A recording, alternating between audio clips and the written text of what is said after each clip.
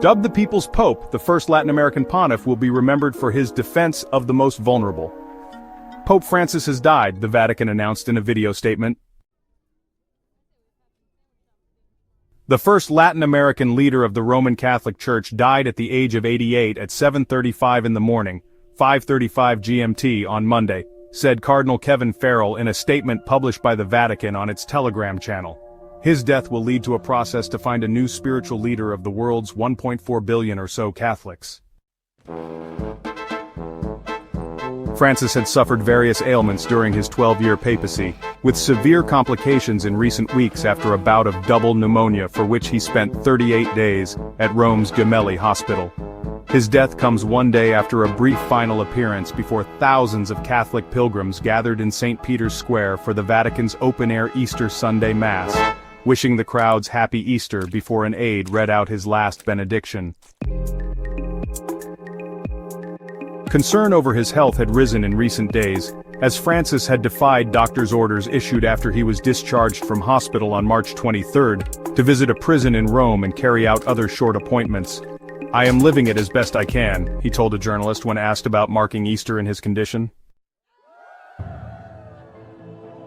When very sad news like this comes, there is a very well-planned procedure for what happens after the death of a pontiff.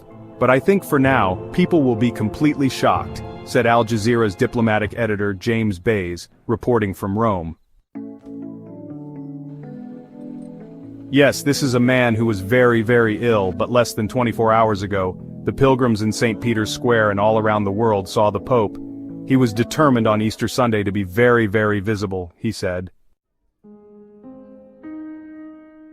When a pope's death is confirmed, the body is locked away in his apartment to prevent anyone from entering. No autopsy is allowed to take place. Once all officials have been informed, his papal ring is destroyed in front of witnesses. A funeral should take place within 4 to 6 days. 15 days after the Pope's death, it is expected that a papal conclave, a gathering of cardinals younger than 80 years, will convene to vote for his successor. Once a pope is chosen and he has accepted the appointment, an announcement is made from the balcony of St. Peter's Basilica, after which the new pope makes his first public appearance.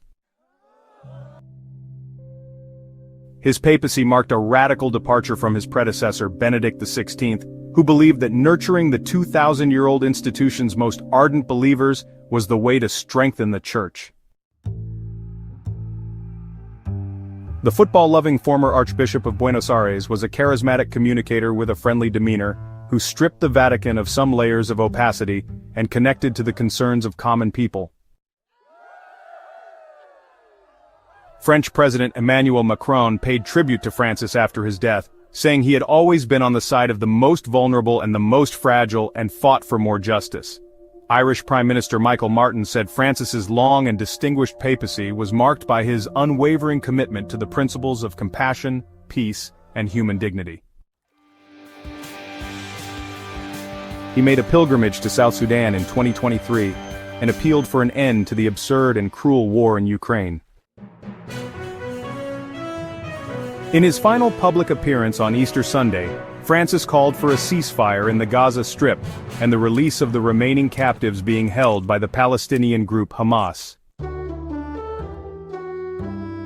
"I appeal to the warring parties, call a ceasefire, release the hostages and come to the aid of a starving people that aspires to a future of peace," he said at the Vatican's open-air Easter Sunday Mass.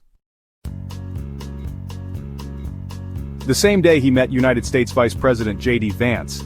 The Pope had earlier called the Trump administration's immigration crackdown a disgrace. He staunchly defended the most disadvantaged, from migrants and refugees to communities battered by climate change, which he warned was a crisis caused by humanity. He changed the Church's position on the death penalty, calling it inadmissible in all circumstances, and declared the possession of nuclear weapons, not just their use, immoral. His outreach to LGBTQ Catholics and his crackdown on traditionalists also helped provoke upset among conservatives over his progressive bent. Meanwhile, progressives criticized him for reaffirming the all-male celibate priesthood, and upholding the church's opposition to abortion, equating it to hiring a hitman to solve a problem. His greatest test came in 2018 when he botched a notorious case of clergy sexual abuse in Chile, and the scandal that festered under his predecessors erupted anew on his watch. Francis suffered increasingly poor health, from colon surgery in 2021, and a hernia in June 2023 to bouts of bronchitis and knee pain that forced him to use a wheelchair.